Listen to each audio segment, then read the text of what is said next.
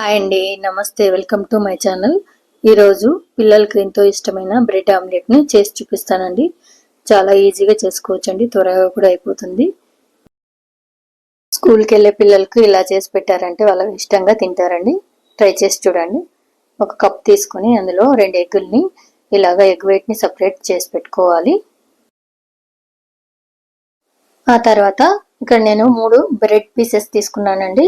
అందులో 2టిని పక్కన పెట్టేసుకొని తర్వాత ఒకదానిని ఇలాగ బ్రెడ్ మధ్యలో బ్రెడ్ షేప్లోని స్క్వేర్ షేప్లో ఇలాగ లోపల పార్ట్ని ఇలా తీసేసుకోవాలి. ఇది తీసేసుకున్నది ఇలా పక్కన పెట్టేసుకోవాలి. ఇక్కడ నేను ఒక నాన్ స్టిక్ ప్యాన్ తీసుకున్నానండి. అది తీసుకొని స్టవ్ మీద పెట్టుకొని అందులో 2 టేబుల్ స్పూన్ల ఆయిల్ వేసుకోవాలి. ఆయిల్ వేడైన తర్వాత ఈ కట్ చేసుకున్న బ్రెడ్ పీస్ని ఇలాగా 2 వైపులా కాస్త వేడి అయిన తర్వాత కట్ చేసుకున్న మధ్య భాగంలో ఎగ్ వైట్ తీసి పెట్టుకున్నాం కదా, ఆ మిశ్రమం వేసుకోవాలి. తర్వాత అందులోనే ఎల్లో భాగం కూడా వేసుకోవాలి. ఇప్పుడు దీనిపైన ఒకదాని తర్వాత ఒకటి pepper powder, red chilli powder, salt తగినంత వేసుకొని మంటను సిమ్లో పెట్టుకొని గోల్డెన్ బ్రౌన్ వచ్చే వరకు బ్రెడ్ పీస్ని 2 వైపులా మూత పెట్టుకొని కాల్చుకోవాలండి. చూద్దాం. ఇప్పుడు ఒకవైపు బాగా కాలిపోయింది, రెండో వైపు తిప్పి పెట్టుకున్నాము.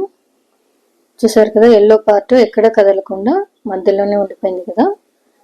ఇలాగా కాల్చి సపరేట్ చేసుకోవాలి. తర్వాత మిగతా 2 బ్రెడ్ పీసెస్ని కూడా ఇలాగా గోల్డెన్ బ్రౌన్లో కాల్చి సపరేట్ పెట్టుకోవాలి.